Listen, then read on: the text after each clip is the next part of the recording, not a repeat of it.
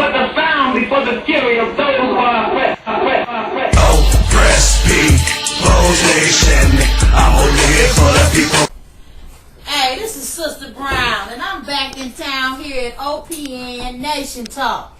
Now, the last time I left, we ended a little abruptly because Mr. Art McKoy, he walked out on us.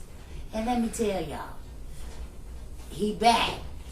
So I'm gonna be so ladylike and orderly. If you believe that, you don't really know Sister Brown. So I'm here about to welcome the famous, the notorious Mr. Art McKoy! We are someone justice for the many families, black families all across this state that need justice. Is that what we're talking about? Yeah! Here you are! Here you are! And how you doing, Mr. McKoy? Excuse me a moment, please. I just came out of the cold. I must prepare myself for this interview. You don't know. Take your time, sir. Thank you. Thank you so much. One moment, please.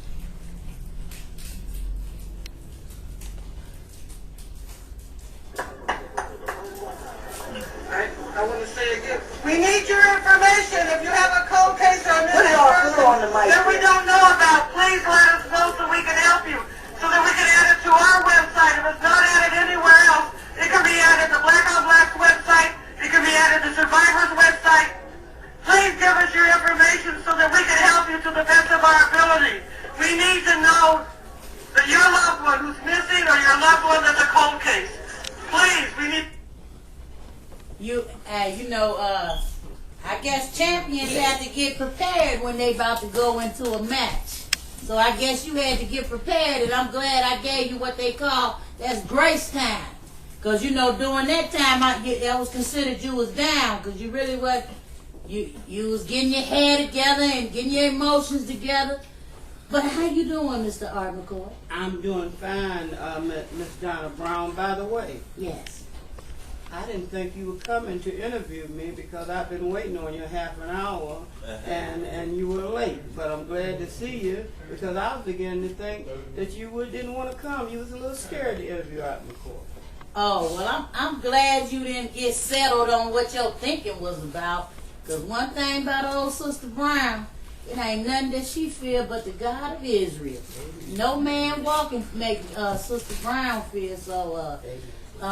Me being late, though, that was because I was at a community meeting, and, as the general, sometimes you have to walk out on your troops just to teach them a lesson.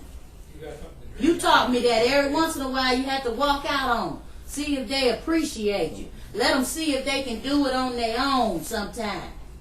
So, Absolutely, Miss Brown. So talk to me, Mr. McKoy. Okay, I'm going to talk to you.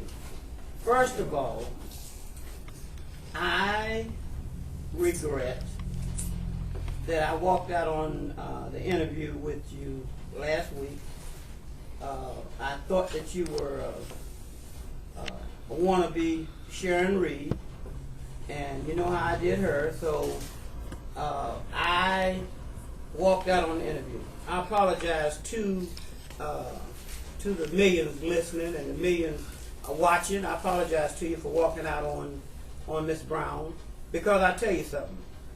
I'm a researcher, and I did research on Miss Brown, and the research I did on her showed me that I should give her the utmost respect. I see why they call her the general. I should give her the utmost respect because she is a warrior. She is a soldier who earned the rank of general because she's out there fighting for education. She's out there fighting to save the hospital, and on and on and on and on and on. So, Ms. Brown, again, it's a pleasure for me to be here tonight to talk to you.